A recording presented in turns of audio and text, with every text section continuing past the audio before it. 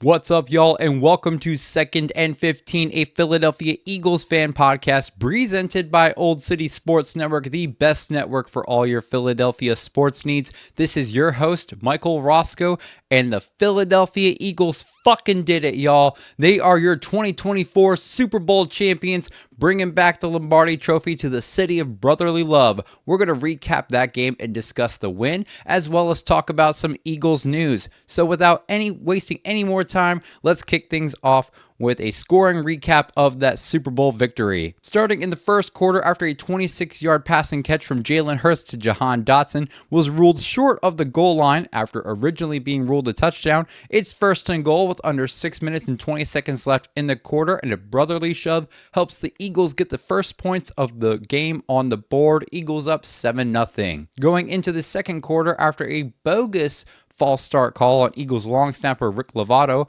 with just over 8.5 minutes left to go in the half, it turns a 43-yard field goal attempt into a 48-yard one, but it doesn't matter as Jake Elliott makes his kick. Eagles on top 10-0. After two back-to-back sacks on Chiefs quarterback Patrick Mahomes, the Chiefs find themselves in a 3rd and 16 situation within their own 30 with under 7.5 minutes to go. On that play, Mahomes escapes, rolls around, fires a pass, but it's intercepted by slot corner Cooper DeJean, who takes it down all the way to the end zone for a pick six. DeJean's first NFL interception and touchdown, all happening on his 22nd birthday in the Super Bowl. Eagles extend their lead 17-0. With under 2 minutes to go in the half, after a Zach Bond interception in the red zone gives Eagles fantastic field position, it's 2nd and 8 out of the shotgun. Hurts back, looks around, sees A.J. Brown on a crossing route, fires, and it's caught, and Brown tiptoes along the sideline into the end zone for a touchdown. Eagles 24, Chiefs nothing. In the third quarter, with under 5.5 minutes left, Jake Elliott lands another field goal for the Birds, increasing the lead 27-0. With under 3 minutes left to go in the quarter, after cornerback Avonte Maddox comes up with a great PBU on Patrick Mahomes to turn the ball over on downs,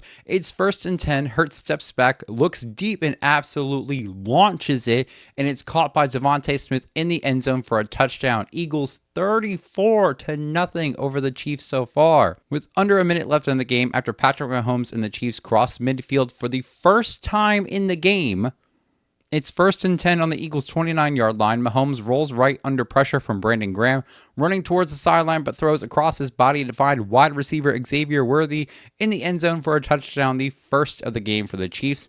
They would go for a 2-point conversion, but it is no good. Eagles 34, Chiefs 6. In the fourth quarter, with under 10 minutes left in the game, after the Eagles could not convert on a third down, Jake Elliott hits his third field goal of the game. Eagles 37, Chiefs 6. With under 8 minutes left in the game, after a Milton Williams strip sack and fumble recovery, it puts the Eagles in a great field position. They play a little conservatively with the run game, and it sets up Jake Elliott's fourth and final field goal of the game, which is good. Eagles 40 Chiefs 6. Just about 3 minutes left in the game. It's a 3rd and 6 within the Eagles red zone. Patrick Mahomes steps back, fires, and finds wide receiver DeAndre Hopkins for a touchdown.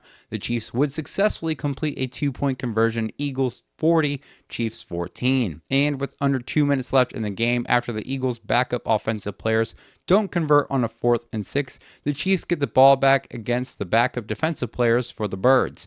Patrick Mahomes steps back, airs it out, and finds Xavier Worthy once again on a deep pass for a touchdown, followed by another successful 2-point conversion. The Chiefs would go for an onside kick after this, but Eagles tight end Grant Calcaterra recovers the kick, and at this point, the Birds can just take a knee to end it with a final score of Eagles 40, Chiefs 22. The Birds thwart the hopes of a Chiefs three-peat to become your newest Super Bowl champions. Jalen Hurts would finish 17 for 22 for 221 yards, 2 touchdowns, and 1 interception, while also carrying the ball 11 times for 72 yards and a score on the ground. Running back Saquon Barkley had a quiet game for him, carrying 25 times for just 57 yards, while making 6 catches for 40 yards in the air, and wide receiver Devontae Smith would lead the receiving corps with 4 catches for 69 yards and a touchdown. All right, y'all, I know that was a hell of an exciting game, and we're going to talk about that, but first, let's go ahead and dive into some Eagles news, with obviously the biggest piece of Eagles news this week is that we are the fucking Super Bowl champions, y'all. The Philadelphia Eagles are Super Bowl 59 champions. God, I just can't say that enough. In addition to this, the Eagles Super Bowl victory parade will be tomorrow on Valentine's Day on Broad Street in Philadelphia, and I wish I could be up there partying with everyone, but I am a cool 4 hours away from the city. It's just not in the cards for me this time around, but everyone who's going to be up there and partying with everybody, please stay safe, but also have a lot of fun. In other news, it is officially official. We kind of knew about this for a while, but it's pretty much set in stone now. Offensive coordinator Kellen Moore will no longer be a member of the Eagles staff, as he has finalized that deal with the New Orleans Saints to be their head coach. I wish they wouldn't poach coaches until after the Super Bowl. Thankfully, this time for us, it seemed Moore's mind was still in the right place with the Super Bowl, and it didn't cost us with him, talking with the New Orleans staff, kind of like how I did with Jonathan Gannon. But Kellen Moore did a tremendous job with this offense, and I know this is the path for a lot of secondary and assistant coaches in the league to get a head coaching position. So to Kellen Moore, I got nothing but love for you, and I wish you all the best in Louisiana. Thank you so much for helping us get to the Super Bowl and for helping create one of the greatest Eagles teams we've ever seen. We're going to miss you. And in terms of a replacement, there's nothing official yet. There's been rumors of the Birds looking internally at current Eagles pass game coordinator Kevin Patullo to take the job, but we'll just have to wait and see for now until an official report on that replacement comes out. All right, y'all, let's dive into this game with some discussions, opinions, and overreactions, starting with the offense. Our offense held their own, despite Saquon Barkley being, quote, shut down, which I don't even really think that was the case, even with his numbers. I have it in quotes because even though Barkley only rushed for 57 yards, he was able to put up another 40 in the air, so almost 100 total yards. And even though the Eagles only managed 135 rushing yards on the ground for the entire game against a very stout Kansas City front line, Hurts' legs helped him as much as his arm did to earn this victory. Jalen's 72 rushing yards broke the record, which was previously held by him in Super Bowl 57, for most rushing yards by a quarterback in the Super Bowl in league history. And these weren't just tush-push rushing yards, y'all. He had a few big gain rushes when the passing options were limited or non-existent at that point. Plus, you had Saquon Barkley making tremendous blocks for Hurts. On these and many other plays that kept our run game alive and efficient enough to put our offense into these scoring positions. Let's not forget how important running back blocks can be in games, and Barkley did a hell of a job holding his blocks to help the offense make plays. Our O-line, they held their own as well, for sure, allowing only 2 sacks for a total loss of 11 yards. Meanwhile, Kansas City O-line allowed 6 sacks for a total loss of 31 yards. The boys up front held their own while also playing clean football, with the O-line only committing 2 penalties the entire game. The passing and receiving game got the job done as well, with 4 out of 6 targeted receivers accumulating over 40 yards, compared to only 1 out of 9 targeted receivers on the Kansas City Chiefs doing the same thing. Devontae Smith would lead the receiving corps, again with 4 catches for 69 yards and that 1 lone score, which would be an absolute dime thrown by Jalen Hurts for 46 yards, ending with an incredible over-the-shoulder catch from Devontae Smith. It was just, textbook perfect at that point. Jalen only threw 5 incompletions, with 1 to 2 of them only really being bad throws. One was attempted to A.J. Brown, and I think one was across over the middle over the lineman in Barkley's direction. But anyway, most of the throws were spot on. I believe the Chiefs spent so much time and energy trying to figure out how to stop Saquon, yet just forgot about our other offensive playmakers that can get the job done. Yes, Saquon only had 57 rushing yards, but if you look at the bigger picture, Saquon himself had more rushing yards than the entire Kansas City offense combined. Yeah, that's right. Saquon had 57 rush yards, while the entire Kansas City offense only had 49 collective rush yards. Just let that sink in. Overall, for as much as the media has talked about Saquon Barkley being the offense, they seem to have forgotten that we have Jalen Hurts and A.J. Brown, Devontae Smith, and others that can make plays on the offense. Barkley has been a huge component of this offense, but he has not been the entire offense. And in that game, we just showed the world that even when Saquon Barkley is not putting up 200 plus yards on the ground or 3 touchdowns, that our offense can still do what they've been doing all season long, which is putting up hella points and getting dubs.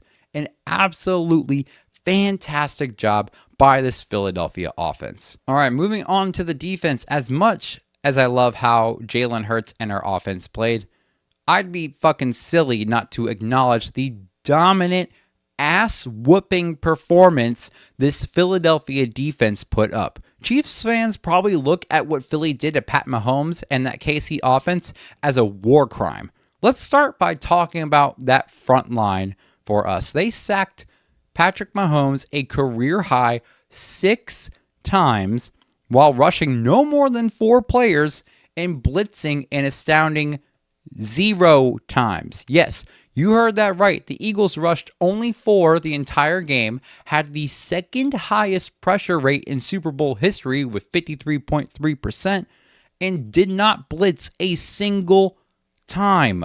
Josh Sweat thrived with 2.5 sacks, 6 total tackles, including 2 tackles for loss, and 3 quarterback hits. Milton Williams just had a fucking day with this Kansas City offense with 4 total tackles, 2 sacks, 2 tackles for loss, 1 QB hit, 1 forced fumble, and 1 fumble recovery, taking the title of the highest graded defender in this game.